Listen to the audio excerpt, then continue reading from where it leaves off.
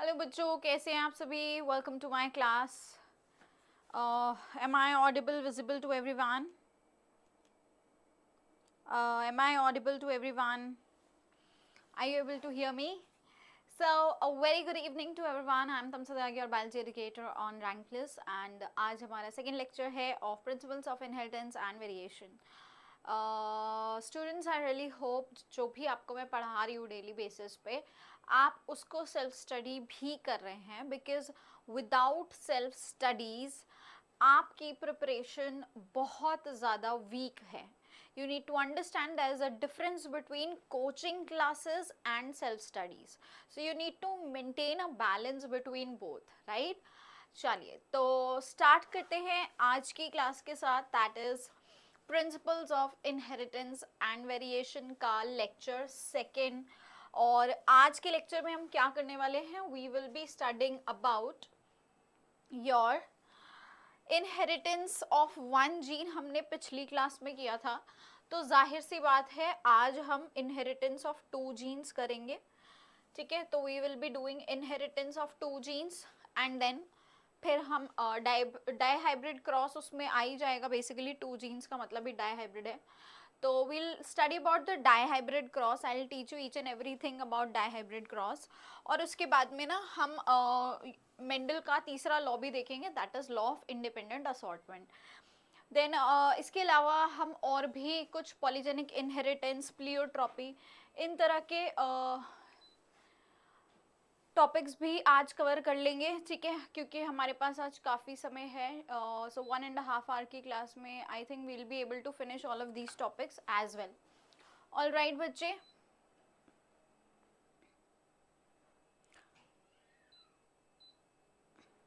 Yes. So please mark your attendance before starting the class.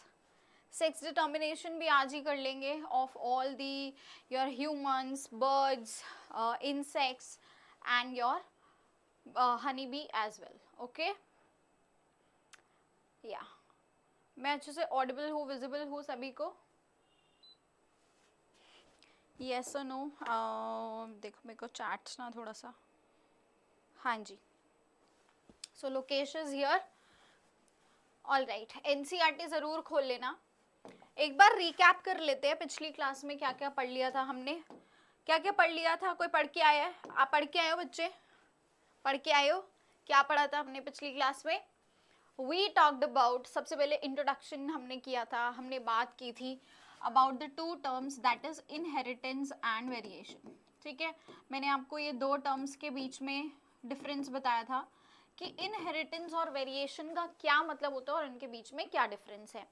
ठीक है, inheritance का मतलब होता है कि आपके जो कैरेक्टर्स है वो जीन्स के थ्रू नेक्स्ट जनरेशन में पास होते हैं. एंड वेरिएशन की अगर हम बात करें तो वेरिएशन क्या होता है? Variation is basically the difference, the degree of variety which is seen in the genetic forms. ठीक है, चलिए तो ये तो हमने बात की थी इंट्रोडक्शन की. इसके बाद में we talked about the Mendel के एक्सपेरिमेंट्स जो उन्होंने कंडक्ट किए ऑन पी प्लांट. एंड मैंने ये भी बताया था why Mendel took pea plant as an experimental model. ठीक है, और उसका बेसिक रीजन एक क्या था कि वहां पे उनको 7 कॉन्ट्रास्टिंग ट्रेट्स मिले थे. उसके अलावा भी बहुत सारे रीजन थे, बट मेन रीजन तो यही था ना कि यार 7 कॉन्ट्रास्टिंग ट्रेट्स ऐसे मिल रहे थे जिसमें से एक रिसेसिव, एक डोमिनेंट कैरेक्टर उनको हर बार ही मिल रहा था. उसकी वजह से एक्सपेरिमेंटेशन उनका बहुत ज़्यादा अच्छा हुआ and he got very nice results. ठीक है, then we studied about the inheritance of one gene. ठीक है, दैट इज मोनोहाइब्रिड क्रॉस.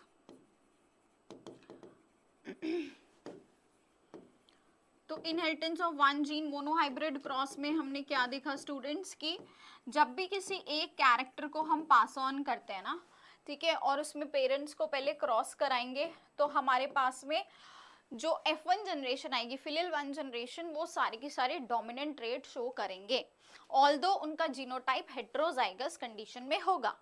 और फिर अगर हम उनकी दोबारा से सेल्फिंग कराते हैं, दोबारा उनकी क्रॉसिंग कराते हैं, तो हमारे पास में जो नेक्स्ट F2 जनरेशन आती है वो जनरेशन कैसी होने वाली है? That generation will be having further your उस जनरेशन के अंदर क्या होगा, आपके पास में आपको एक रेशो मिलेगा जिसमें कि जीनोटिपिक रेशो क्या होगा, the genotypic ratio would be 1:2:1, ठीक है।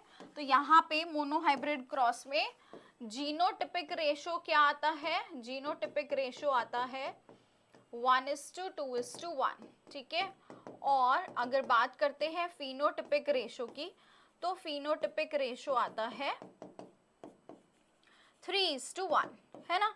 यही सब पढ़ा था हमने। इसके अलावा मैंने आपको ये भी बताया था कि कुछ ऐसे भी केसेस होते हैं जहां पे मेंडल के लॉ ओबे नहीं होते हैं, तो वो क्या है, मेंडल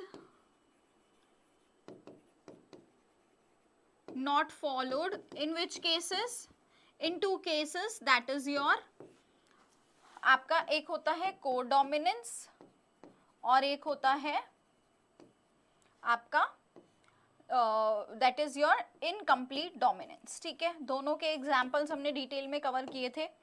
तो कोडोमिनेंस कहाँ दिखता है हमको, in the A B blood group, specifically codominance सिर्फ और सिर्फ ए बी ब्लड ग्रुप में दिख रहा है, in your A B O blood group system.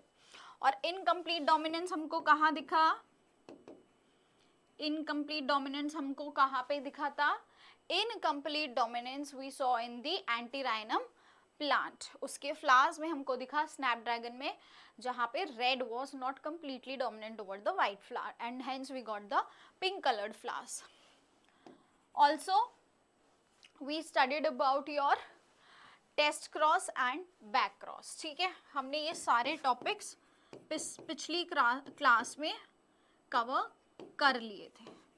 यहाँ तक किसी को कोई भी अगर डाउट है तो please let me know, otherwise हम आगे बढ़ जाते हैं। पिछली क्लास से किसी भी बच्चे को कोई डाउट, कोई भी ऐसा चीज पॉइंट जो आपको नहीं समझ में आया था, कुछ भी ऐसा था, हाँ मैं ये मानूं कि नहीं था, अगर कोई आंसर नहीं कर रहा है तो so let's proceed further now, ठीक है, आगे बढ़ जाए। चलिए, great then, so that means nobody has any doubt and we can proceed further. अब हम बात करने वाले हैं इनहेरिटेंस ऑफ टू जीन्स। क्या बात करेंगे स्टूडेंट्स,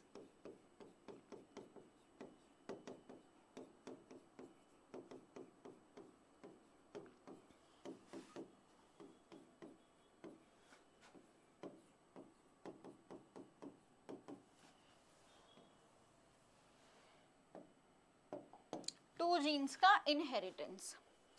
बच्चे जब दो जीन्स का इनहेरिटेंस हो रहा है, ठीक है, ऐसा जब हम क्रॉस कराएंगे पेरेंट और मदर और फादर के बीच में, तो इस तरह के क्रॉस को हम बोलते हैं डाई हाइब्रिड क्रॉस। क्या बोलते हैं, डाई हाइब्रिड क्रॉस, ठीक है। जहां पे हमने दो जीन का मतलब क्या है कि हम यहाँ टू कैरेक्टर्स ले रहे हैं, है ना। इसका मतलब क्या है, हम यहाँ पे टू कैरेक्टर्स ले रहे हैं, ठीक है। तो बच्चे हमने यहाँ कौन से कैरेक्टर्स लिए, तो हम यहाँ पे लेंगे दो कैरेक्टर्स हमारे, दैट इज सीड का शेप और सीड का कलर, ठीक है। हम ये दो कैरेक्टर्स के साथ में अपना डाई हाइब्रिड क्रॉस करेंगे, जो कि एनसीईआरटी में भी दिया हुआ है। एनसीईआरटी इसी दो कैरेक्टर्स के साथ में वहां पे क्रॉस करके दिखाया हुआ है, ठीक है। सीड का शेप अगर बात करें तो हमारे पास दो वैरायटी होती है, we have yellow, sorry shape की बात करें we have round which is denoted by capital R and wrinkled which is denoted by small r। तो बेटा ये मैंने आपको पहले ही बताए थे एनोटेशंस, जब हम किसी लेटर का कैपिटल लेटर यूज कर रहे हैं, इसका मतलब वो वाला कैरेक्टर क्या होता है, डोमिनेंट होता है। तो यानी यहाँ पे round is dominant, this is dominant character, और रिंकल्ड यहाँ पे क्या होता है, रिसेसिव कैरेक्टर, ठीक है। राउंड यहाँ पे डोमिनेंट है, रिंकल्ड यहाँ रिसेसिव है। फर्दर सीड के कलर्स क्या लिए हम लोगों ने, यहाँ पे सीड के कलर्स लिए येलो एंड ग्रीन। तो बेटा yellow denoted by capital Y, green denoted by small Y. ठीक है, तो समझ गए, ये हमारा डोमिनेंट है यहाँ और ये हमारा रिसेसिव है। ठीक है, this is dominant, this is recessive. Clear? चलिए अब हम यहाँ पे करेंगे cross, that is your dihybrid cross. So let's perform the cross now.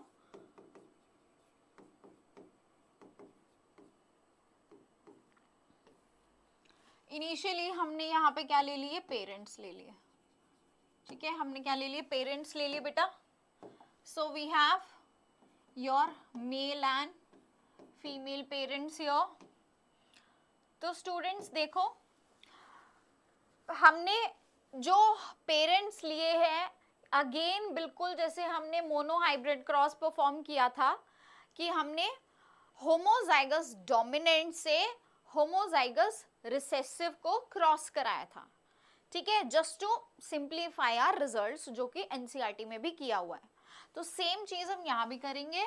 Homozygous दोनों कैरेक्टर्स हमको क्या लेने हैं, डोमिनेंट लेने हैं। There is no heterozygosity, homozygosity. तो होमोजाइगस डोमिनेंट पेरेंट जिसके पास येलो कलर है और राउंड सीड्स हैं, समझे, येलो एंड राउंड सीड्स। सो ये कैसा कैरेक्टर है बच्चे, ये हमने कैसा जीनोटाइप लिया, होमोजाइगस डोमिनेंट। ठीक है, ये बात सबको समझ में आ रही है। हमने क्या लिया है पेरेंट, होमोजाइगस डोमिनेंट को हम होमोजाइगस रिसेसिव से क्रॉस कराएंगे।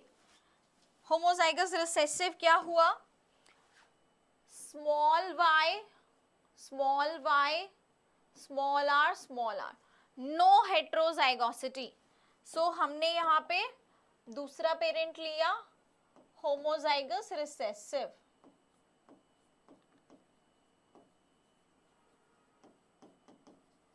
ठीक है, ये क्या हो गया बेटा, दिस इज ग्रीन और साथ में रिंकल्ड। ठीक है, ग्रीन और रिंकल्ड हो गया। ठीक है बच्चे, इतनी बात सबको समझ में आई। अब हमको यहाँ से गैमीट्स मिलेंगे। मैं ये वाला स्टेप स्किप कर देती हूँ। ठीक है, तो स्टूडेंट्स हमारे पास यहाँ से जो F1 जनरेशन आएगी, we will be having the filial one generation। ठीक है, या मैं गैमीट्स बना के दिखाऊं, चलो मैं बना देती हूँ, है ना, स्किप नहीं करते, कुछ भी स्किप नहीं कर रही मैं पहले यहाँ पे गैमीट्स दिखा देती हूँ। तो बेटा देखो, इसके पहले यहाँ पे गैमीट्स दिखा रही हूँ मैं। इस पेरेंट के गैमीट्स क्या होने वाले हैं, YR एंड YR, यही गैमीट्स होंगे, यस और नो, है ना। इसके क्या गैमीट्स होंगे, small YR small y small r, है ना। तो यही गैमीट्स होंगे। अब इनकी क्या होगी, क्रॉसिंग होगी। Let's cross them. सो इनको क्रॉस करने पे, इनकी फर्टिलाइजेशन करने पे हमको क्या रिजल्ट मिलता है, हमारा सबसे पहला F1 generation, that is filial one generation. ठीक है, देखो बच्चे, जब ये क्रॉस करेंगे, आपका क्रॉसिंग कैसे होगी, basically this will cross with this, है ना, this will cross with this, या इसको इसके साथ करवाओ, कैसे भी करा लो, इसको इसके साथ भी कराते हैं, इसको इसके साथ भी कराते हैं। तो हर कंडीशन में हमारे पास रिजल्ट क्या आएगा, capital Y small y capital R small r, क्योंकि एक जगह हमारे पास गैमीट में डोमिनेंट वाले दोनों अलील्स होने वाले हैं, एक जगह दोनों रिसेसिव वाले। तो every time we will be having this result. और ये कैसा रिजल्ट है, ये सारे प्लांट्स कैसे होने वाले हैं बताइए, ये सारे के सारे F1 जनरेशन के प्लांट्स कैसे होने वाले हैं? ये क्या होगा, व्हाट इज दिस, मतलब ये सारे सेम ही है. This is capital Y small Y. तो कैपिटल वाई इसमें डोमिनेंट है, स्मॉल वाई रिसेसिव है. तो मतलब सीड का कलर क्या होगा, येलो होगा. अगेन सीड का शेप कैसा होगा, capital R is dominant and small R is recessive. तो सीड का शेप कैसा होगा, राउंड होगा. तो मतलब कि ये सारे के सारे क्या हैं, these are all yellow round seeds. ठीक है, ये सब के सब क्या है, येलो कलर के राउंड सीड्स. ठीक है, these are all yellow round seeds in our F1 generation, but they are all heterozygous. ये कैसे हैं सारे के सारे, हेट्रोजाइगस डोमिनेंट. जीनोटाइप कैसा है, हेट्रोजाइगस डोमिनेंट. क्लियर हो गई इतनी बात? ठीक है, अब हम करवा देते हैं इनकी सेल्फिंग आपस में. ठीक है, अब हम क्या करवा देते हैं, इन प्लांट्स की आपस में क्रॉस करा देते हैं.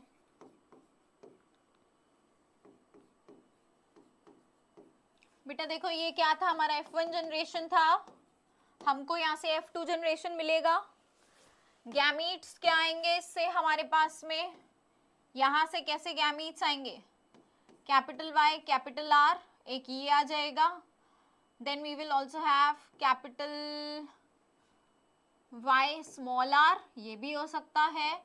Then we will also have small Y capital R and then we will also have small Y small R. बेटा ये सारी पॉसिबिलिटी है इस प्लांट से गैमीट्स की, येस और नो, ये सारी पॉसिबिलिटीज हैं. सिमिलरली इस प्लांट से भी ये सारी पॉसिबिलिटी है, कैपिटल वाई कैपिटल आर भी आएगा, कैपिटल वाई स्मॉल आर भी आएगा, स्मॉल वाई कैपिटल आर भी आएगा और स्मॉल वाई स्मॉल आर भी आएगा. ठीक है, चलिए जी अब हम कर लेते हैं क्रॉस. ठीक है, let's do the dihybrid cross. ये हम स्क्वायर ही बना लेते हैं, हम डायमंड नहीं बना रहे एनसीईआरटी की तरह, हम स्क्वायर ही बना रहे हैं. ओके चलिए, सो ये हो गए इधर हमारे गैमीट्स, इधर हमने रख दिए अपने गैमीट्स.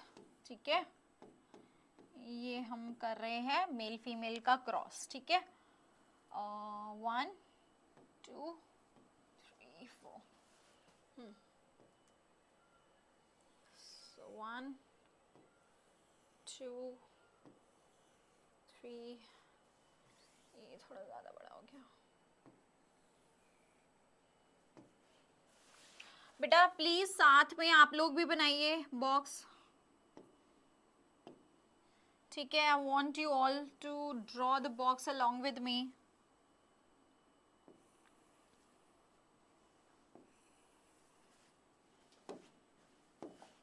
यस, अब हम क्या डालेंगे बेटा, अपने गैमीट्स डाल देते हैं यहाँ पे. Capital Y capital R, capital Y small are, small Y capital R, small Y small R. इसमें समय लग सकता है पर कोई बात नहीं, हम पूरा डाई हाइब्रिड क्रॉस एक बार तो परफॉर्म करेंगे, है ना. फिर आगे से रिविजन्स में नहीं करेंगे, आप अभी एक ही बारी अच्छे से सीख लो ताकि आगे कभी बार बार हमको करने की ज़रूरत ना पड़े ये वाला. ठीक है बेटा, चलिए मैं वाइट से करती हूँ just to avoid any confusion. ठीक है, सो द फर्स्ट बॉक्स, पहला बॉक्स फिल करें capital Y capital Y capital R capital R. ठीक है, इसको इससे क्रॉस किया, पहले ये वाली लाइन फिल करते हैं. अब इसको इससे क्रॉस करो, capital Y capital R small R. ठीक है, अब इसको इससे करो. सो जल्दी जल्दी करो आप लोग भी अब क्रॉस, फटाफट से सबका रिजल्ट आ जाना चाहिए मैम से पहले.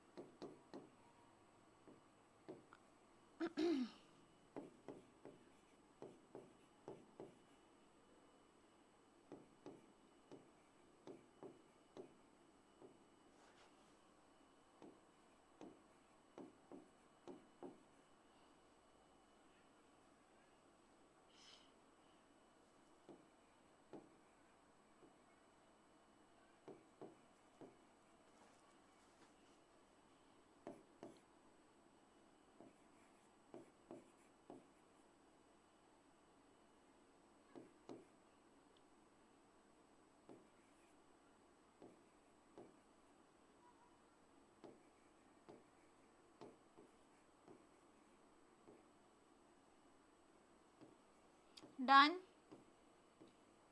आप लोगों ने भी फिल कर दिया ये, चलिए वेरी नाइस। अब देखो अलग अलग कलर्स यूज करूंगी जस्ट टू डिनोट, ठीक है। सबसे पहले हम देखते हैं येलो राउंड कितना है यहाँ, येलो राउंड वाले कितने हैं, चलिए काउंट करते हैं। येलो राउंड कौन कौन से होने वाले हैं, ये येलो राउंड होगा, ये भी येलो राउंड होगा, ये भी येलो राउंड होगा, this is also yellow round, yellow round, yellow round, yellow round, then this is also yellow round, this is also yellow round, ठीक है। तो ये सारे येलो राउंड हैं। How many are they, 1 2 3 4 5 6 7 8 9, total कितने yellow round, 9, ठीक है। Next आ जाते हैं, next green, sorry green wrinkled रहते हैं, पहले येलो रिंकल्ड देखते हैं। येलो रिंकल्ड वाले कितने हैं, जहां पे Y डोमिनेंट है और कोई भी कैपिटल R नहीं है, ओनली स्मॉल r, ठीक है। तो ये हो गया येलो रिंकल्ड, ये भी हो गया येलो रिंकल्ड, और ये भी हो गया, ठीक है। हाउ मेनी, और तो कोई नहीं है ना, अच्छे से देखो साथ में, ये नहीं जो मैम ने कर दिया बस वही सही है, ठीक है। You also have a look, done. अब येलो नहीं बचा, अब ग्रीन राउंड देखो, ग्रीन राउंड कितने हैं, ग्रीन राउंड कितने हैं, ये ग्रीन होगा और राउंड होगा साथ में, ग्रीन राउंड, ये भी ग्रीन राउंड, ये भी ग्रीन राउंड, है ना। कितने हो गए ग्रीन राउंड, 3 हो गए। एंड लास्टली हमारे पास क्या बच गया, ग्रीन रिंकल्ड, क्या बच गया, ग्रीन रिंकल्ड। ग्रीन रिंकल्ड कितना है यहाँ, how many are green wrinkled here, only 1. So this brings out our phenotypic ratio. ये क्या बताती है हमारी phenotypic ratio। यहाँ पे बेटा जी जो phenotypic ratio आती है that is 9:3:3:1. This is the phenotypic ratio in your F2 generation. This is your F2 generation, ठीक है। This is the filial 2 generation. Clear हो गया, किसी को कोई भी डाउट यहाँ तक, सबको समझ में आया है, yes or no, आया है। चलिए जीनोटिपिक रेशियो कैलकुलेट करना है, हाँ करना है, हाँ कि नहीं, चलो करते, let's do.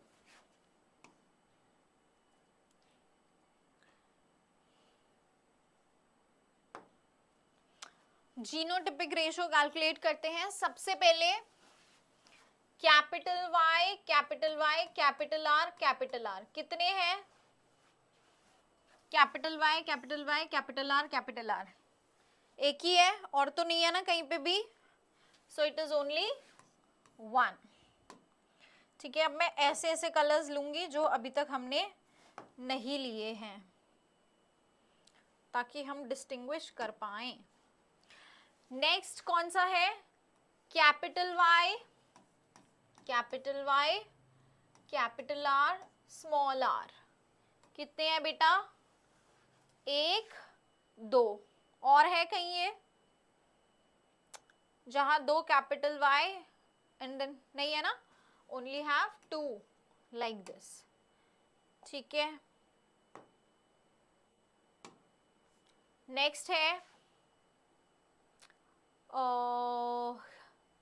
Capital Y, small y, capital R and capital R। कितने हैं बेटा ये वाले? एक तो ये रहा और एक ये रहा, और कहीं है? नहीं है ना, ओनली टू। ग्रेट।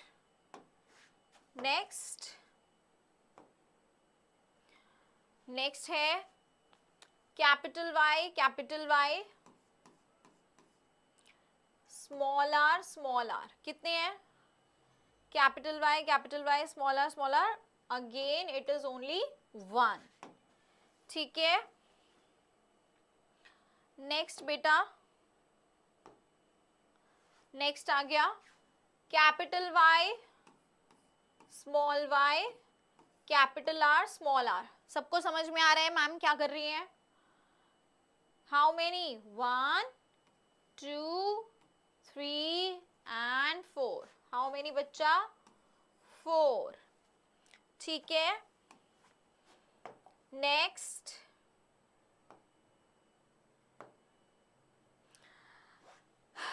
है capital Y, small y, small r।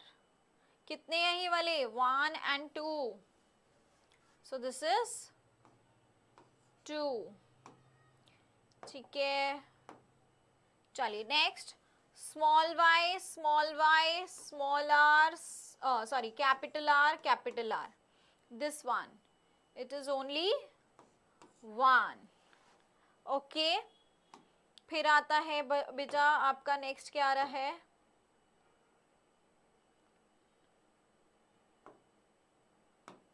हाँ जी, नेक्स्ट है small y, capital R, small r। ये वाले कितने हैं? 2 हैं। And lastly we have small y, small r। How many? 1, okay, clear? तो बच्चे हमारे पास में यहां से जो जीनोटिपिक रेशो बनता है वो क्या बनता है? ध्यान से देखो,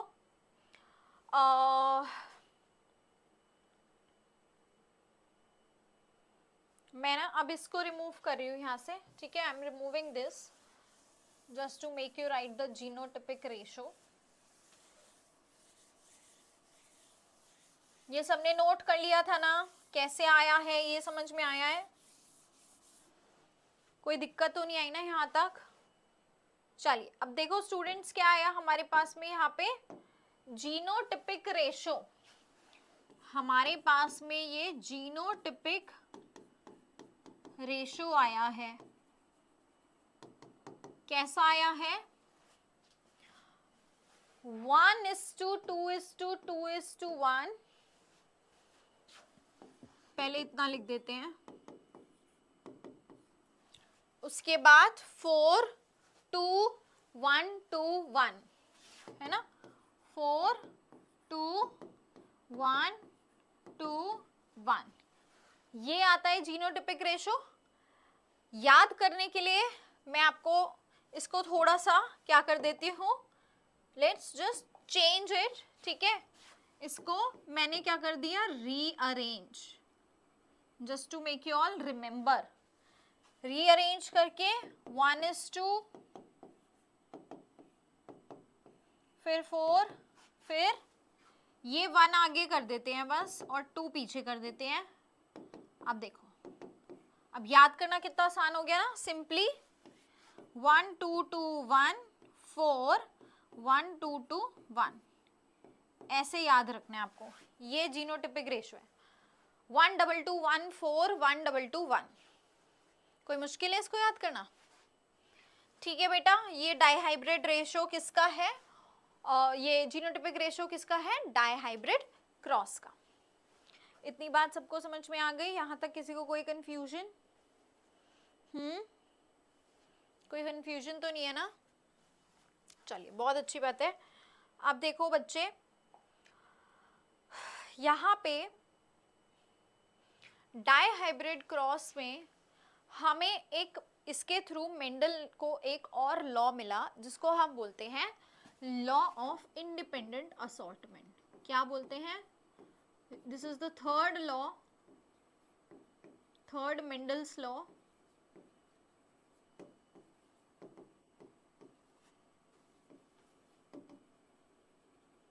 ठीक है, ये क्या है? मेंडल जी का तीसरा लॉ।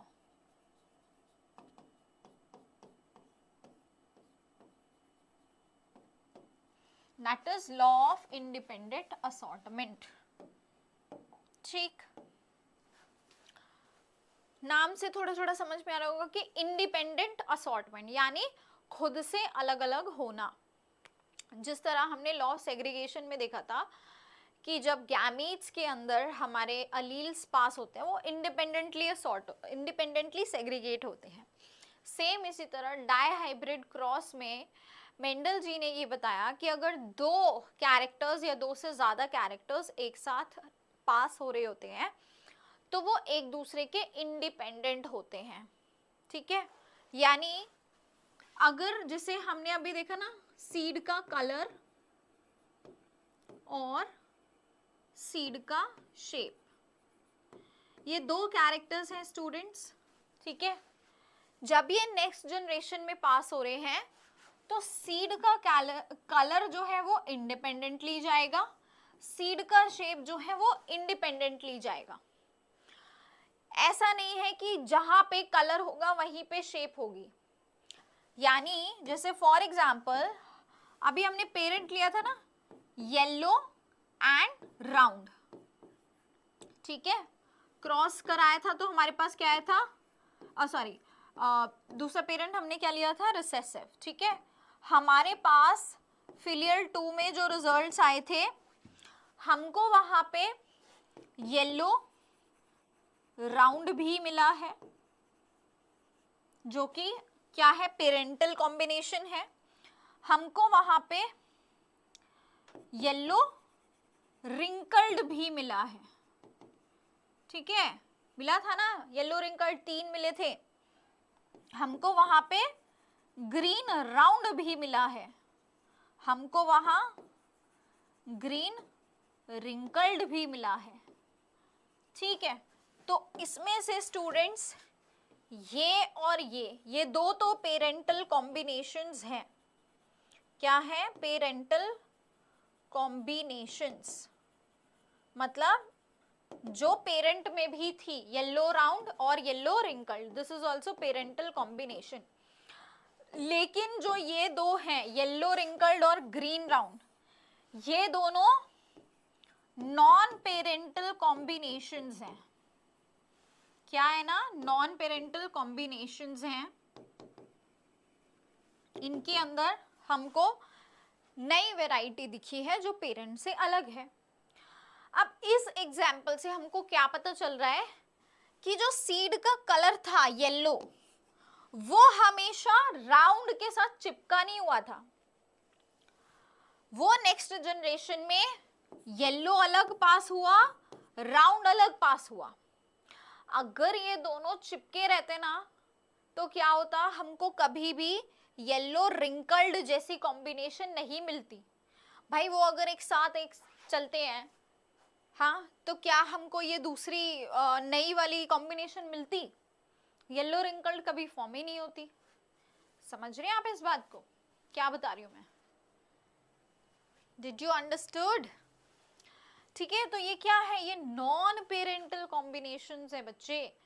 यहाँ पे ये आपके पेरेंट से हट के है। रीजन इसका ये है क्योंकि जब दो जीन्स यानी दो कैरेक्टर्स पास हुए थे तो ये दोनों एक दूसरे से इंडिपेंडेंटली असॉर्ट होते हैं। फॉर एग्जाम्पल, जैसे मान लो दो दोस्त हैं जिनका नाम है राम और श्याम, ठीक है। ये राम श्याम नाम पुराने हो गए, हम थोड़े न्यू नेम लेते हैं, आयान एंड वियान, ठीक है। आजकल ऐसे नाम बड़े कॉमन है। Aayan and Viaan are two friends, okay. And then there are two more friends, जो क्या है, they are Myra and Kiara,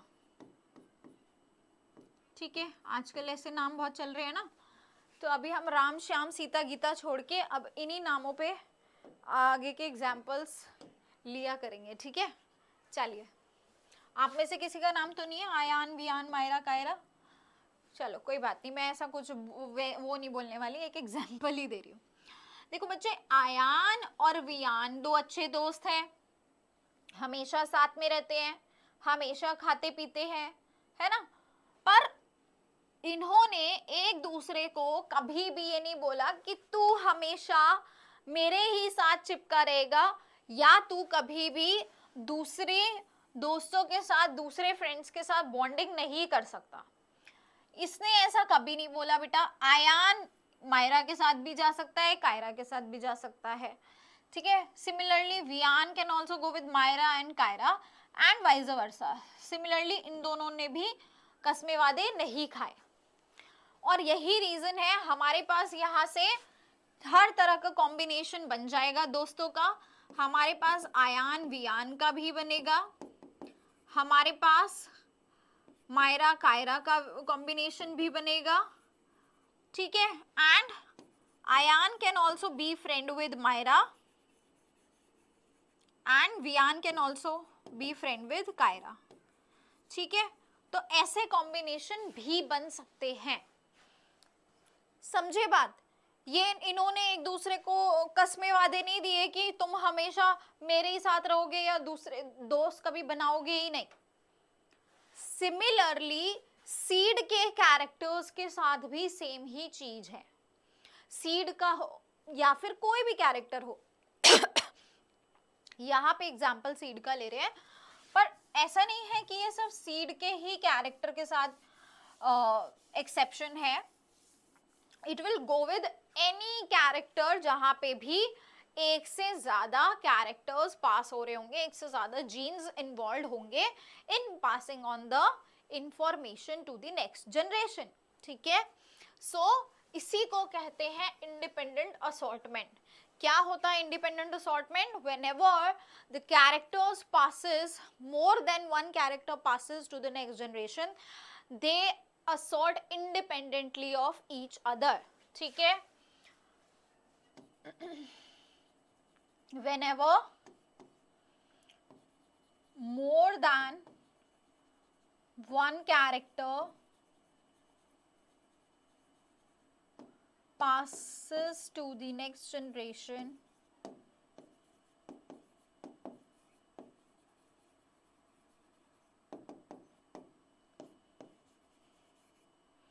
they assort independent of each other,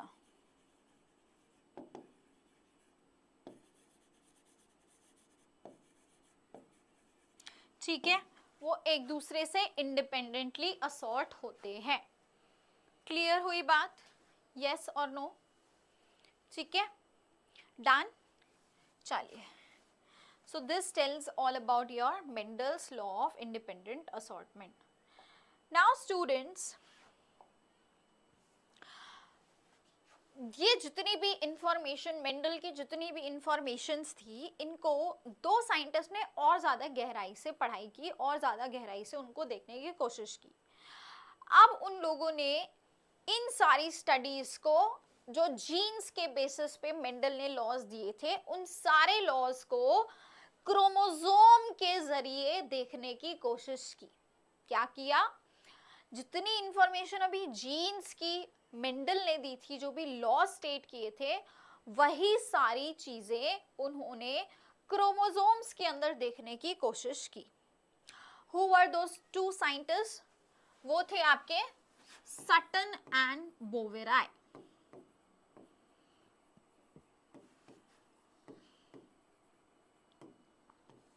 इन दोनों साइंटिस्ट ने वो सेम सारी ऑब्जर्वेशन किसमें देखी, Mendel's loss were observed on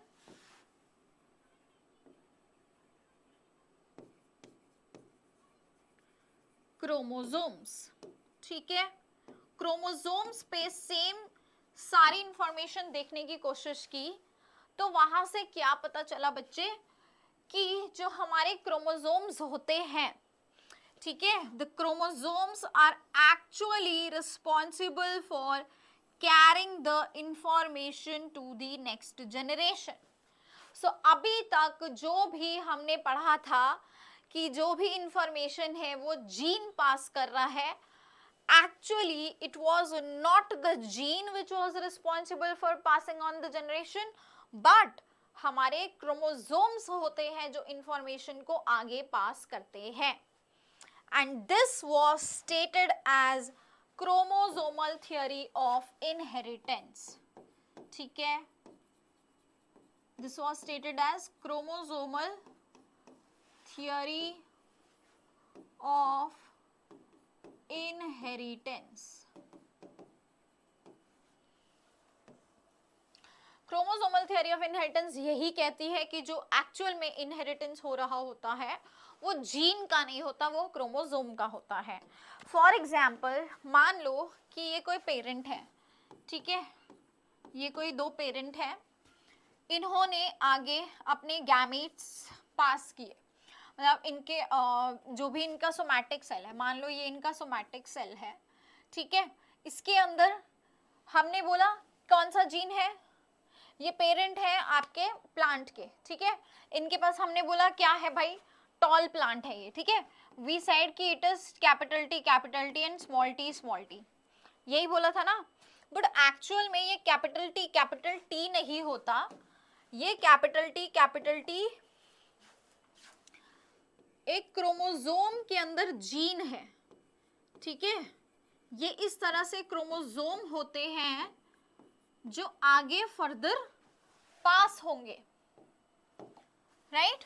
ये बेटा अपने गैमीट्स यहां से बनाएगा, जब यहाँ के गैमीट्स बनेंगे, सेक्स सेल बनेंगे, तो हमने बोला था कि हमारे पास यहाँ कैपिटल टी आ जाएगा, ये स्मॉल टी, बट एक्चुअल में क्या आया हमारे पास में एक एक सेट ऑफ क्रोमोसोम, ठीक है, हमारे पास क्या आ रहा था, वो क्रोमोसोम, ये यही तो पढ़ रहे थे ना हमारे सटन एंड बोवराय ने, यही तो चीज देखी कि वो जो चीजें पास हो रही थी ना, वो जीन पास नहीं हो रहा था, वो पूरा का पूरा क्रोमोसोम पास हो रहा था, ठीक है।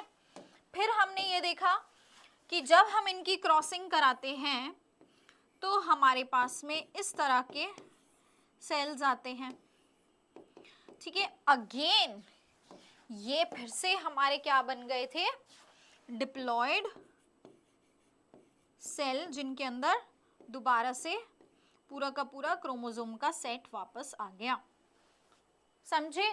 तो it was actually the chromosome that was being passed on, ठीक है, chromosome was being passed on to the next generation.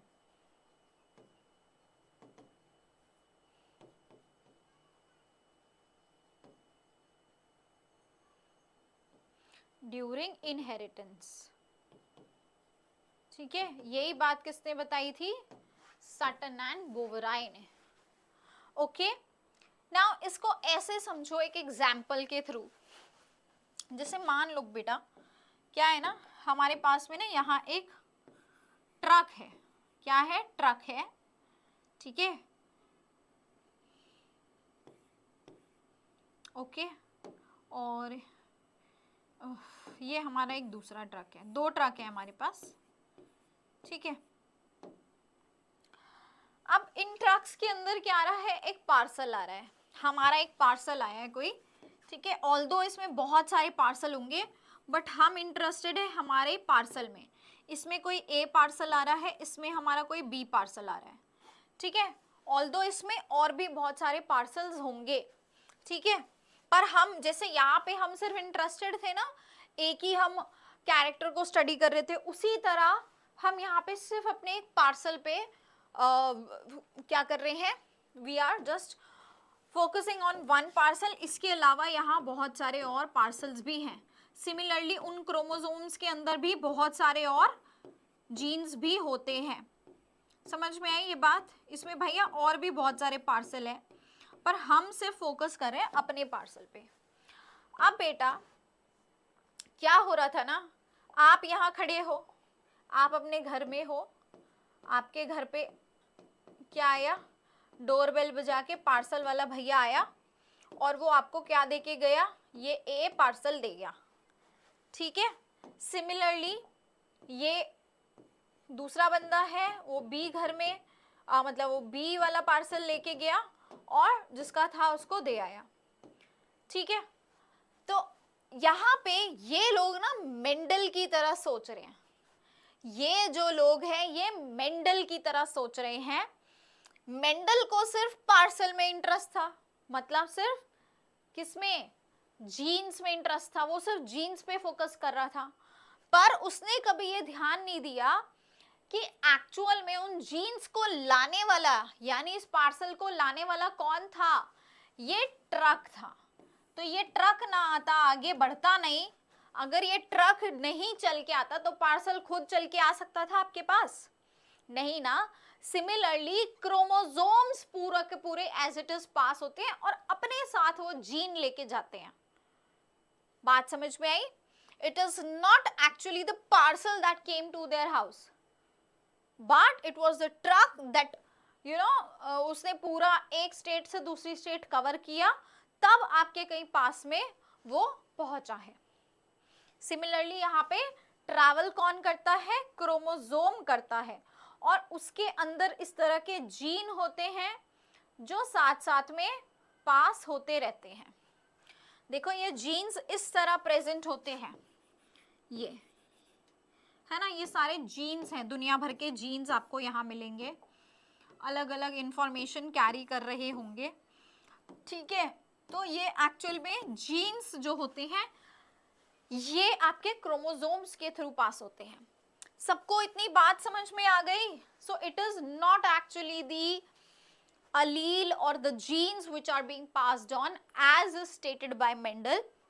Those are not the discrete units of inheritance, but actually the inheritance was happening because of the chromosomes.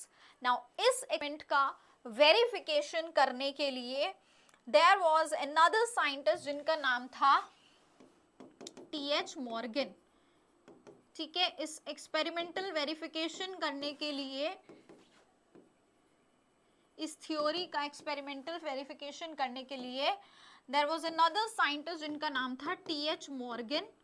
सो बेटा he worked on your fruit fly. इन्होंने किस पे काम किया, fruit fly पे, जिसको हम scientific name क्या होता है फ्रूट फ्लाई का, ड्रोसोफिला मेलानोजेस्टर। क्या होता है, Drosophila melanogester is the scientific name. Okay, तो ड्रोसोफिला मेलानोजेस्टर के अंदर उन्होंने स्टडीज की एंड वहां पे उनको पता चला that yes actually this worked.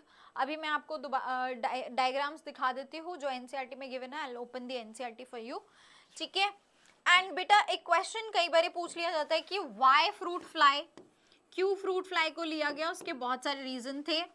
पहला इजीली अवेलेबल लैबोरेटरी मॉडल था, ठीक है, ग्रो करना आसान था, easy to grow, life cycle बहुत छोटी थी, शॉर्ट लाइफ स्पैन, जिसकी वजह से नेक्स्ट जनरेशन बहुत जल्दी जल्दी मिलती थी, ठीक है। देन उसके अलावा स्टूडेंट्स यहाँ पे जो मेजर चीज थी वो क्या था कि इनका आपका फ्रूट फ्लाई के अंदर मेल और फीमेल में इजीली डिस्टिंग्विश हो सकता था, ठीक है, इजीली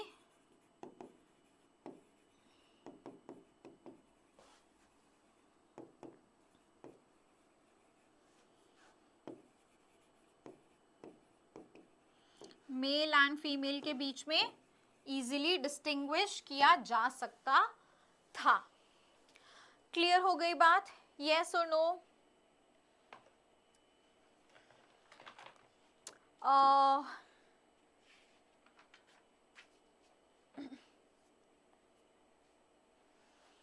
ठीक है बेटा, डन है, इतनी बात आई सबको समझ में?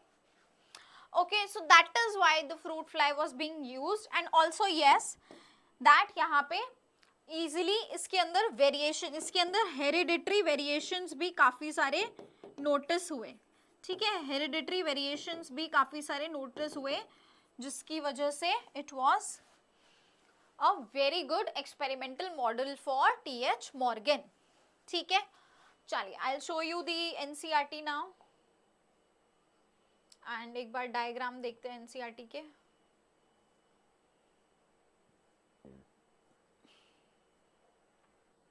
आप लोग भी एक बार एनसीईआरटी ओपन कर लो प्लीज। अच्छा, अभी तक जो भी कुछ पढ़ाया है कुछ दिक्कत तो नहीं आई ना? चलिए, ग्रेट।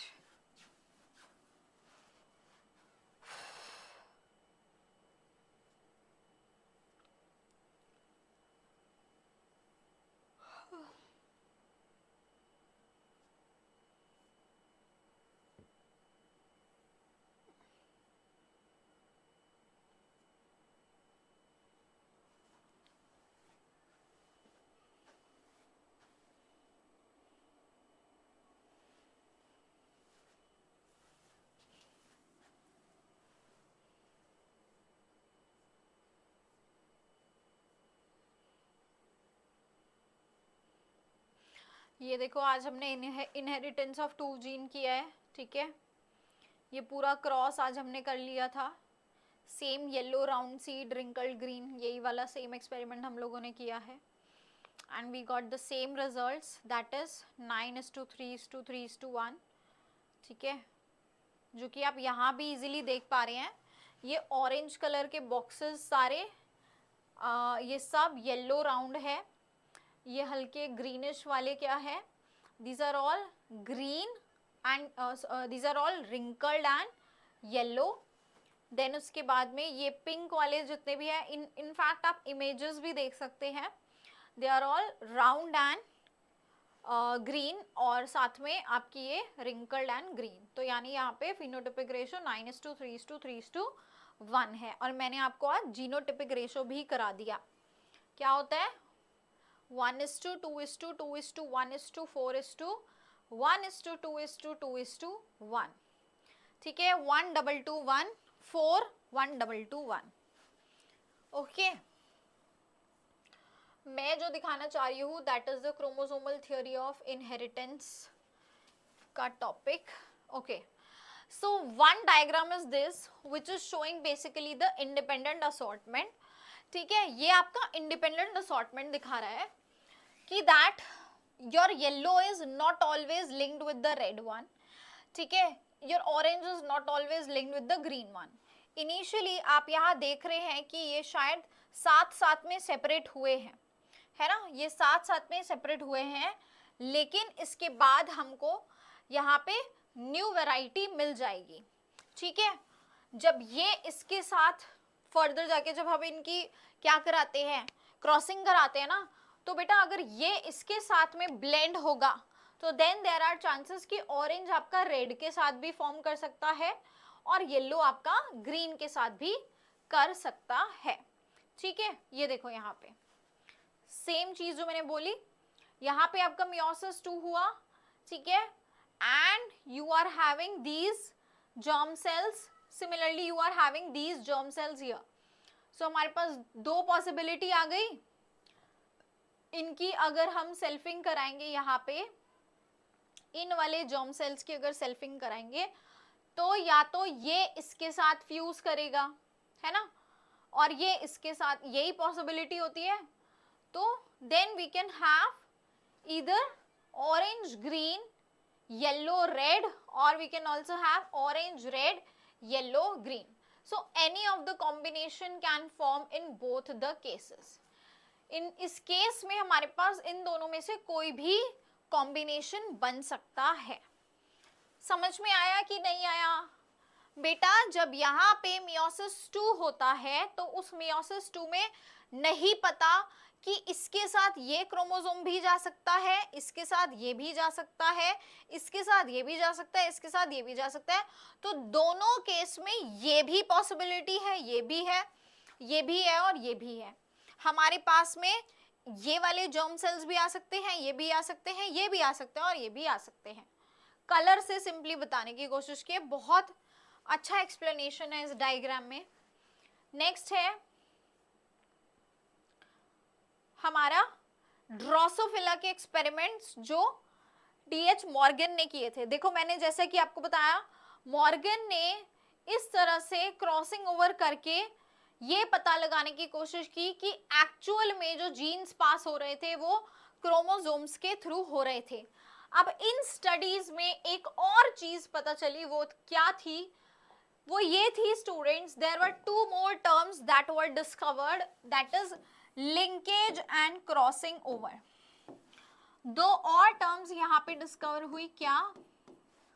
लिंकेज एंड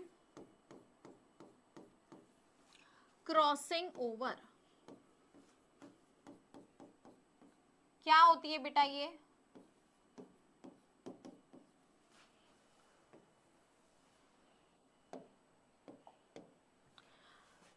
देखो लिंकेज क्या है, टर्म से हमको पता चल रहा है ये हमारा एक क्रोमोसोम है, ठीक है। यहाँ पे जो जीन्स हैं वो कैसे हैं? एक जीन यहाँ है, चलो मैं खाली इसी को ले लेती हूँ, एक सिंगल को ले लेती हूँ। एक जीन यहाँ है और दूसरा जीन कहाँ है? यहाँ है, ठीक है। ये है हमारा क्रोमोसोम ए। दूसरे क्रोमोसोम पे, बी वाले पे, एक जीन यहाँ है और दूसरा जीन यहाँ है। तो आप मुझे बता सकते हैं स्टूडेंट्स, इनमें से ज्यादा लिंक्ड कौन सा है? ज्यादा लिंक्ड, लिंक का मतलब क्या होता है? कोई आपके पास हो, है ना, कोई आपके पास होता है, लिंक होना, है ना। तो लिंक, ज्यादा लिंक्ड कौन सा है? Which one is more linked? कहाँ पे जीन ज्यादा लिंक्ड है? सो इनके बीच में physical distance is more physical distance.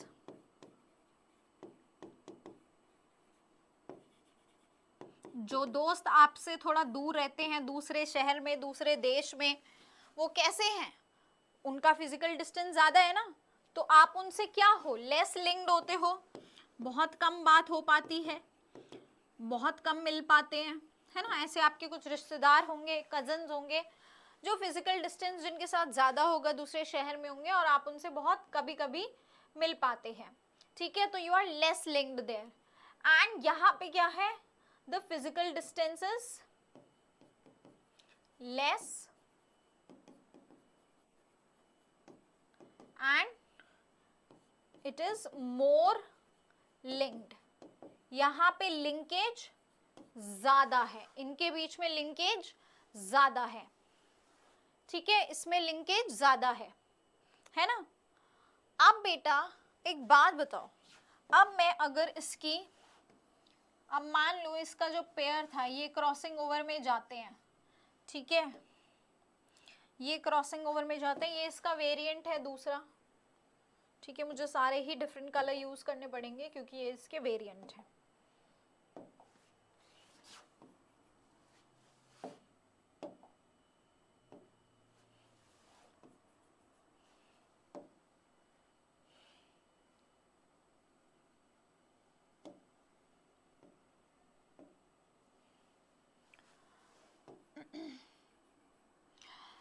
बेटा देखो जहां पे लिंकेज ज्यादा है, ठीक है, अब आपका जब मियोसिस होएगा, है ना, ये एक क्रोमोसोम है, इनके बीच में इस तरह से क्या होती है? क्रॉसिंग ओवर होती है, इधर भी क्रॉसिंग ओवर होगी, ठीक है। आप खुद सोच के देखो, जब ये सेगमेंट इधर आएगा और ये इधर आएगा तो देयर आर हाई चांसेस कि ये गेम आपकी पलट के कैसे हो जाएगी?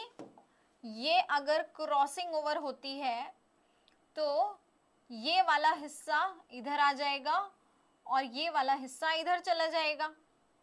यानी कि आपका यहाँ पे there are high chances that during the crossing over आपका क्या हुआ, ये येलो वाला इधर आ गया और जो ब्लू पहले इधर था वो उधर चला गया, है ना। इसी तरह होती है क्रॉसिंग ओवर। और हमको क्या मिल जाएगा इससे, एक नया कॉम्बिनेशन, यहां से क्या मिल जाएगा, एक नया कॉम्बिनेशन जिसमें जो ऊपर जीन होना चाहिए था वो कहाँ आ गया, वो नीचे आ गया। ये येलो मैंने ऊपर बनाया था वो नीचे आ गया, और ब्लू मैंने नीचे बनाया था वो कहाँ चला गया, ऊपर चला गया। समझ में आई आपको क्रॉसिंग ओवर कैसे दिखाई मैंने, आइए समझ में आई ना। क्या किया मैम ने ऐसे क्रॉस करके दिखाया, ये वाला सेगमेंट उधर चला गया, ये वाला सेगमेंट इधर आ गया है, ठीक है। So this is actually the crossing over that happened here, जो कि यहाँ पे बहुत इजी था होना।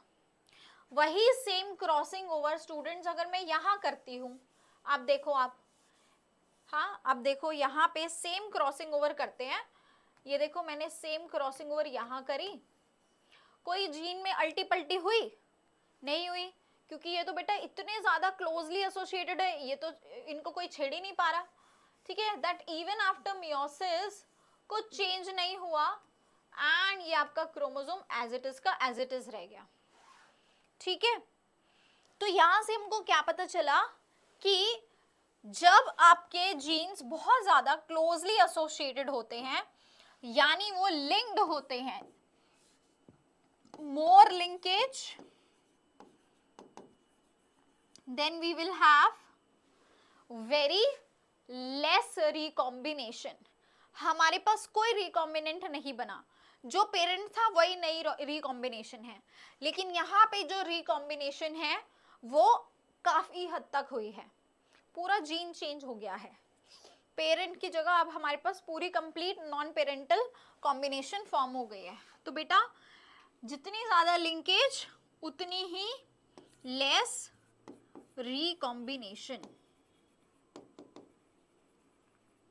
In fact we say that linkage is inversely proportional to recombination, ठीक है। जितनी ज्यादा लिंकेज उतनी कम रिकॉम्बिनेशन, जितनी कम लिंकेज, जितनी कम लिंकेज, लिंकेज कम है ना, फिजिकल एसोसिएशन ज्यादा है, तो उतनी ही ज्यादा रिकॉम्बिनेशन। आया समझ में, यस और नो, क्लियर। अब इसी को एनसीईआरटी के डायग्राम से समझाती हूँ।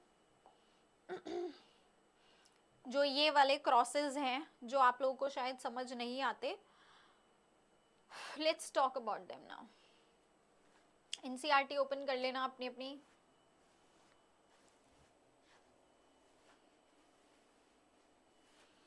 मुझे यहाँ तक किसी को कोई दिक्कत तो नहीं है, सब कुछ समझ में आ रहा है।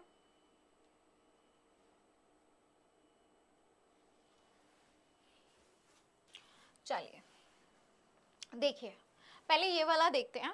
This is the parental combination, जहाँ पे ये देखो ये कितना है, कितनी लिंकेज है यहाँ पे, बस इतनी है ना, इतनी लिंकेज है।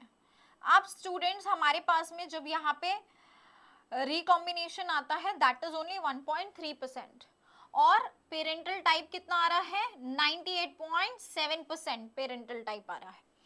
यानी जब लिंकेज आपकी ज्यादा होती है, when they are more linked then the recombination is very less। इतनी बात समझ में आई।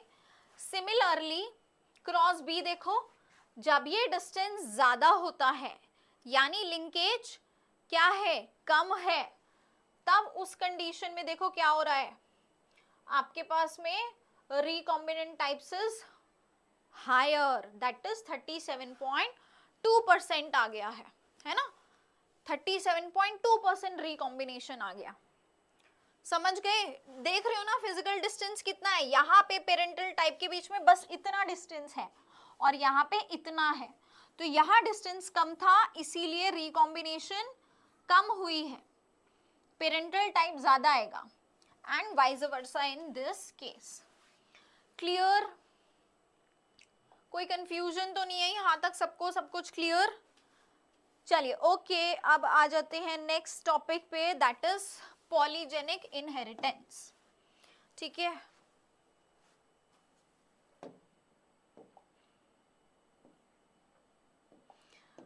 मेरे हिसाब से सेक्स डिटर्मिनेशन इस क्लास में नहीं हो पाएगा, हम अगली क्लास में कर लेंगे, कोई बात नहीं।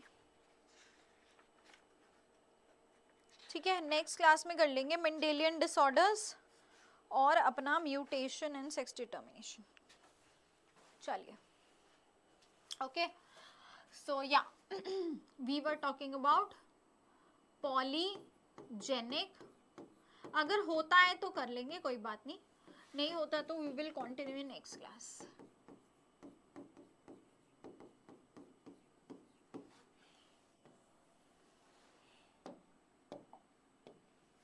पॉलीजेनिक इनहेरिटेंस, पॉली का मतलब क्या है? मेनी है ना, genic means genes, simple language.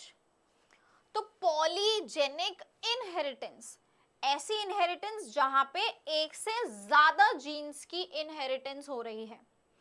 बेटा ये ऐसी कंडीशन होती है जहां पे वन ट्रेट बोले तो one character is controlled by many genes, और ये जीन्स जरूरी नहीं है एक ही क्रोमोसोम पे प्रेजेंट हो, many chromosomes are also involve in it. ठीक है, ये अलग अलग क्रोमोसोम्स पे भी प्रेजेंट हो सकते हैं ये जीन्स, राइट। तो जब ऐसी कंडीशन होती है जहां पे एक ट्रेट, एक कैरेक्टर को कई सारे जीन्स कंट्रोल करते हैं, उसी को हम बोलते हैं पॉलीजेनिक इनहेरिटेंस। फॉर एग्जाम्पल आपका स्किन का कलर, ठीक है, स्किन का कलर फॉर एग्जाम्पल, अभी मान लो ये कंट्रोल कर रहे हैं आपके, these are controlled by A B B C C gene. ठीक है, 3 जीन हमारे मिलके कंट्रोल कर रहे हैं। अब इसमें भी इनके अलग अलग वेरिएंट्स हमको मिलेंगे। We will have this, we will have this,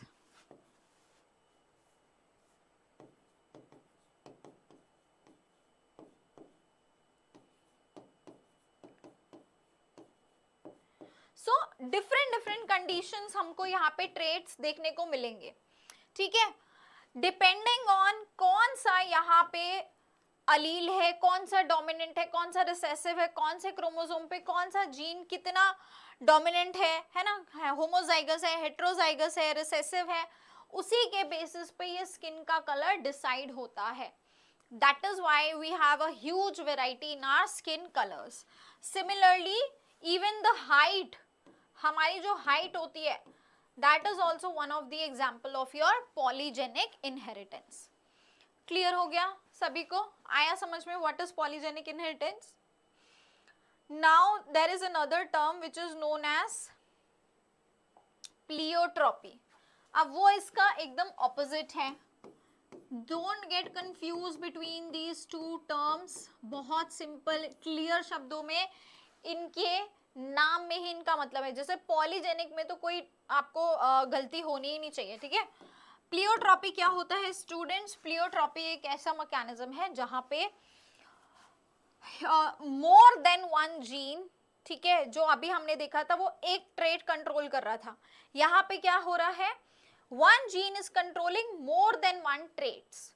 ठीक है, one gene is controlling more than one traits. It is controlling trait A, trait B, trait C.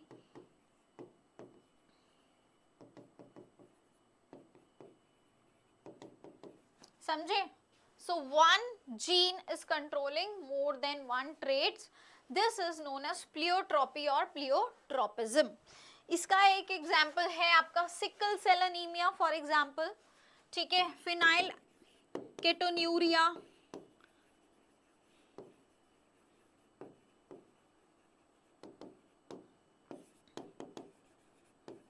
sickle cell anemia, right? These are the examples. देखो कैसे, for example मैं पहले phenyl ketonuria explain करती हूँ। Phenyl ketonuria में क्या होता है ना, आपका फिनाइल एलेनिन नाम का एंजाइम फॉर्म नहीं होता है ना, एक जीन होता है, this gene is responsible for making the phenyl alanine enzyme. अगर ये नहीं बनेगा तो क्या होगा, इसकी वजह से आपका वहां पे टायरोसिन एक्युमुलेट होने लगेगा, यानी ये लिवर को भी डैमेज कर सकता है। ये एक जीन कितनी सारी चीजें कर रहा है, देख रहे हो, है ना, और it is stopping the convergence and leading to accumulation of your tyrosin।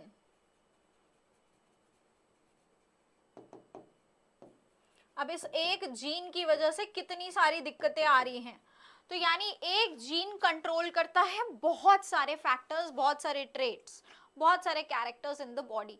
इसी को हम कहते हैं प्लियोट्रॉपी या प्लियोट्रोपिज्म। क्लियर हो गई बात। Same happens in the case of your sickle cell anaemia. तो in the case of sickle cell anaemia, your one of the protein is not being form, the clotting factor, जिसकी वजह से इन sickle cell anaemia आपका क्या हो रहा है, there is the change in your gene, mutation हो जाता है, जिसकी वजह से there is your sickle celled RBCs बनने लगते हैं और आपकी ओवरऑल बॉडी की सर्कुलेशन में भी फर्क आ जाता है, जिससे रेस्पिरेटरी में भी प्रॉब्लम आएगा, सर्कुलेटरी में भी प्रॉब्लम आएगा। तो एक जीन की वजह से आप देख लो कितनी सारी चीजें अफेक्ट हो रही है, कितने सारे कैरेक्टर्स, कितने सारे ट्रेट्स अफेक्ट हो रहे हैं। इसी को प्लियोट्रॉपी या प्लियोट्रोपिज्म कहते हैं। अंडरस्टूड? ठीक है, चलिए ये लास्ट टॉपिक था।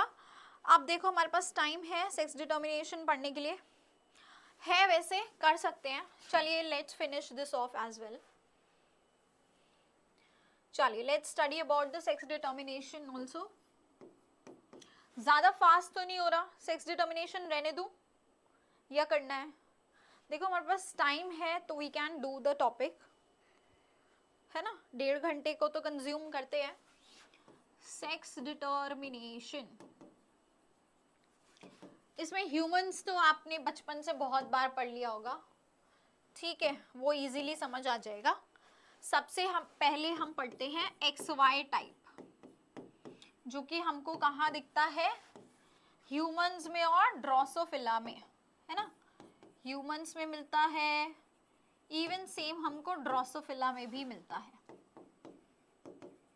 देखो ह्यूमन बीइंग का हमको कैरियोटाइप पता है, मेल में we have this what, we have 44 autosomes plus sex वाले गैमीट्स, है ना, सेक्स सेल्स कौन से होते हैं, that is XY in the males. यहाँ पे बात करें तो 44 autosomes plus XX in the females, right. अब यहाँ से क्या होगा बच्चे, these are responsible for your formation of gametes. यहाँ से गैमीट्स बन के आएंगे हमारे पास में, क्या क्या हमारे पास, either we will have an X sperm or we will have an Y sperm. If we talk about the ova, so it will be always a X chromosome, है, फीमेल के पास हमेशा X क्रोमोसोम होगा। बेटा जब ये X वाला इस X से फ्यूज करता है तो हमारे पास XX कंडीशन आएगी, यानी it will be a girl. हमारे पास में क्या आएगी, एक गर्ल चाइल्ड आएगी। और जब ये इसके साथ फ्यूज करेगा then there will be a boy child. So there is 50-50% chances that it could be a girl or it could be a boy, and it all depends on what, ये कौन determine कर रहा है कि boy होगा या girl, it is being determined by these sperms. ये sperms determine कर रहे हैं कि गर्ल चाइल्ड होगी या बॉय चाइल्ड होगी। So hence this type of gamety, जहां पे मेल के अंदर हमको दो तरह के गैमीट्स मिलते हैं X and Y, whereas female में सिर्फ एक ही टाइप है, दैट इज X। इसको हम बोलते हैं मेल हेट्रोगैमेटी, जहां पे मेल के अंदर दो तरह के हमको गैमीट्स मिल रहे हैं, and males are only responsible for determining the sex of the child, and same happens in the case of Drosophila में भी एग्जैक्टली सेम चलेगा। ठीक है, हमारे पास वहां टोटल में 4 क्रोमोसोम होते हैं, 3 ऑटोसोम और एक XY, 3 ऑटोसोम और XX। ठीक है, सेम चीज होगी, X जाके ओवा से फ्यूज करेगा तो गर्ल, Y स्पर्म फ्यूज करेगा तो बॉय, राइट। चलिए अब हम देखते हैं in the case of your insects like your grasshopper. ठीक है, अब कहाँ देखेंगे हम, ग्रासहॉपर में, where we see the XO type of sex determination.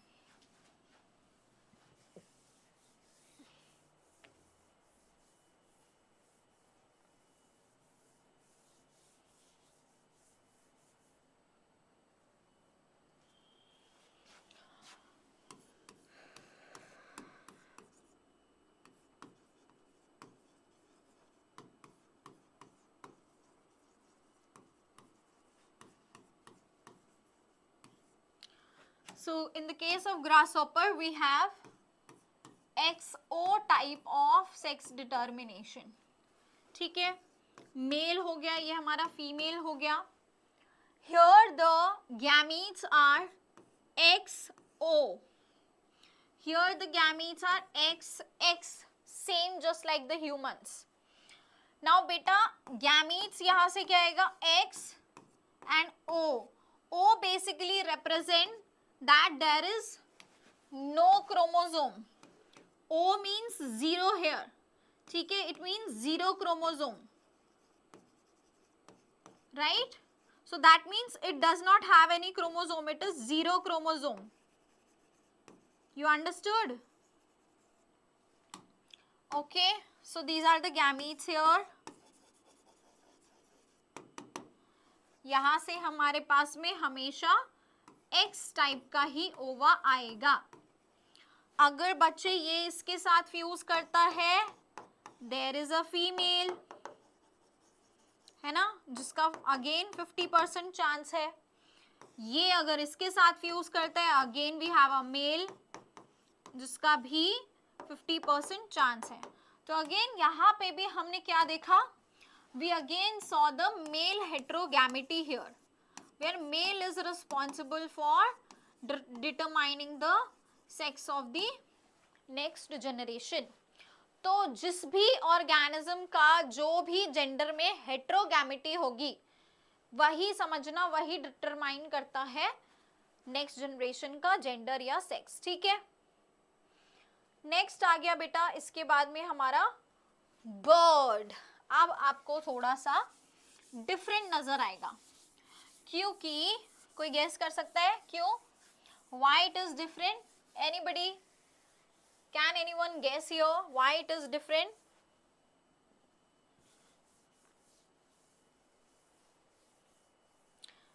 हाँ जी, कोई भी बताना चाहेगा? So next हमारे पास क्या है, in birds जहां पे होता है ZW type of sex determination. ठीक है,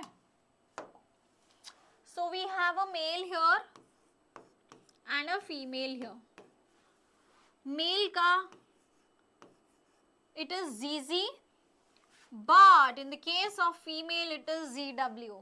now you understood why it is different, है ना, इसीलिए डिफरेंट है बेटा, क्योंकि यहाँ फीमेल शो करती है हेट्रोगैमेटी, फीमेल हेट्रोगैमेटी शो करती है, फीमेल के गैमीट्स डिफरेंट होते हैं।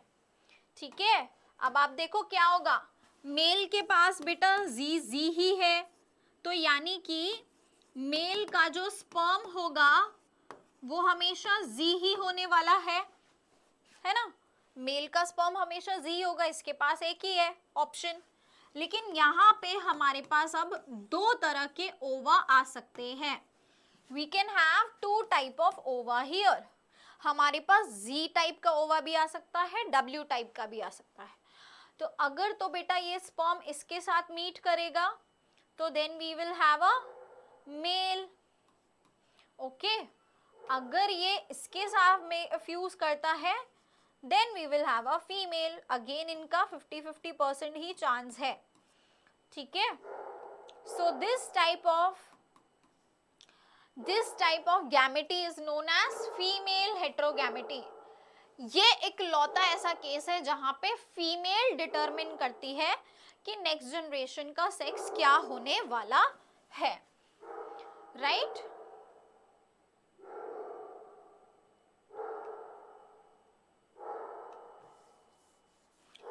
नेक्स्ट आ जाओ बच्चे, थर्ड के बाद में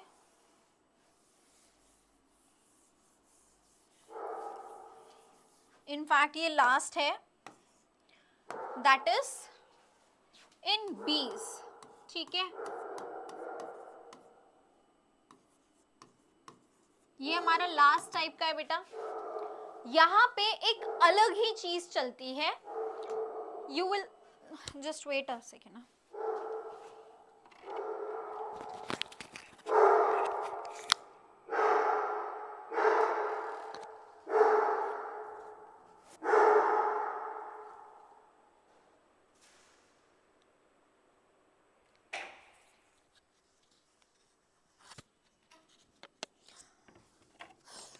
ओके या तो स्टूडेंट्स यहाँ पे क्या होगा ना, यहाँ पे बीज के अंदर एक अलग ही सीन चलता है। बीज के अंदर क्या होता है देखो,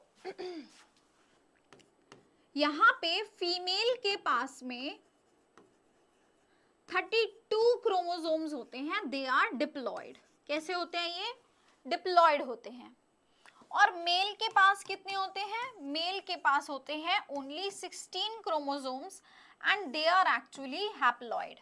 ये कैसे होते हैं? हैप्लॉयड होते हैं। अब यहां से जब गैमेट्स आएंगे, जब यहां से गैमेट्स आएंगे तो हमारे पास में 16 क्रोमोसोम्स आएंगे बेटा, 16 और यहाँ पे तो बेटा 16 ही आएगा, और कोई ऑप्शन ही नहीं है ना, एक ही गैमीट आएगा, राइट। अब देखो इसमें से ये एक ही जाके उसके साथ फ्यूज कर सकता है ना। ये इसके साथ फ्यूज अगर कर लेगा तो हमारे पास फिर से क्या आ जाएगा? 32 क्रोमोसोम्स, ये डिप्लॉयड हो जाएगा और ये क्या बन जाएगी? This will be a female again. ये क्या बन जाएगी? फीमेल बन जाएगी, यस और नो। लेकिन ये दूसरे वाले का क्या होता है, दूसरे गैमीट का?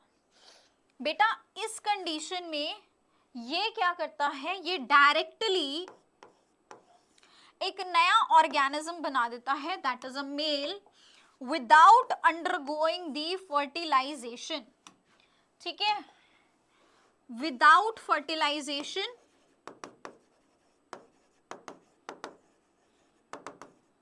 Bye a process known as, कोई बता सकता है क्या प्रोसेस होता है ये? Very very important, parthenogenesis. Parthenogenesis बेटा हनी बी के अंदर ये एक बहुत ही ज्यादा रेयर सी कंडीशन देखने को मिलती है, जहां पे इनके फीमेल्स के कुछ गैमीट्स बिना फर्टिलाइज किए हुए डायरेक्टली मेल में कन्वर्ट हो जाते हैं। तो बिना फर्टिलाइजेशन के क्योंकि ये फॉर्म होते हैं, इस प्रोसेस को बोलते हैं पार्थेनोजेनेसिस। और ऐसे मेल्स क्या होते हैं? These are non fertile, infertile होते हैं। ये क्या होते हैं? दीज आर इनफर्टाइल और इनको हम बोलते हैं ड्रोन्स।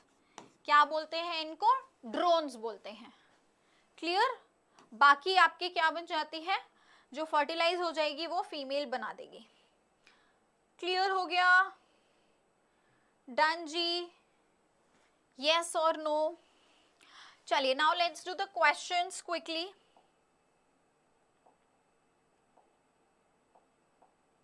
ओके, तो पहला सवाल आ गया है, the chromosomal theory of inheritance states that. Chromosomal theory of inheritance क्या स्टेट करती है बच्चे? Genes are passed on through DNA alone. Genes अकेले ही पास ऑन होते हैं, क्या ये बोलती है chromosomal theory? Chromosomes separate during the meiosis and are distributed into the gametes. Genes are located into the mitochondria. All traits are inherited independently. No. So ये B option एकदम करेक्ट है. Chromosomes separate होते हैं meiosis के दौरान और distribute होते हैं gametes में. ठीक है, तो एक्चुअल में जो आपके नेक्स्ट जनरेशन में पास होते हैं वो क्रोमोसोम्स है, जो कि सटन एंड बोवराई ने बताया था with his chromosomal theory of inheritance. यही बताया था सटन एंड बोवराई ने कि it is actually the chromosomes that is being passed on to the next generation which are carrying the genes. It is not the genes alone. वो truck खुद वो parcel खुद नहीं जा रहा, बल्कि वो ट्रक लेके जा रहे हैं उस पार्सल को. अब कभी नहीं भूलोगे ये कॉन्सेप्ट, ठीक है? चलो next question. In Mendelian inheritance The principle of independent assortment क्या कहता है? Genes on the same chromosome are inherited together? No. Genes on different chromosomes assort independently of one another? Exactly, absolutely correct. All traits are inherited. Chromosomes do not segregate during meiosis. ये एकदम गलत है. So the correct answer is option number B. Right? चलिए next. If a trait is polygenic, अगर कोई trait polygenic है, then its expression, तो उसका एक्सप्रेशन क्या होगा? Is determined by a single pair of alleles. एक सिंगल पेयर उसका एक्सप्रेशन को संभालता है? नहीं. Polygenic, multiple genes are responsible, so it can be influenced by multiple genes. This is correct. Is independent of the environment, will not exhibit. These are not the right options. Okay? Clear? हाँ ना, कुछ बता दो भाई. एकदम गुमसुम होके बैठ गए. क्वेश्चंस करने पे क्या हो जाता है? क्वेश्चंस करते टाइम कोई यस नो किसी का नहीं निकलेगा अब, है ना? चलो, प्लियोट्रॉपी occurs when? प्लियोट्रॉपी कब होती है? One gene affects multiple traits. जब एक जीन कई सारे ट्रेट्स को अफेक्ट करता है. प्लियोट्रॉपी कब होती है? मेरा गला बैठ गया आज बोल बोल के. जवाब दे दो. यस. सो प्लियोट्रॉपी में students, your one single gene is controlling more than one traits. ठीक है? So one gene affect the multiple traits is absolutely correct here. All right, done. हाँ जी, हो गया. I think this was the last question. And yes, we are also exhausted now. तो मिलते हैं फिर कल की कक्षा में. ठीक है? Bye bye, take care.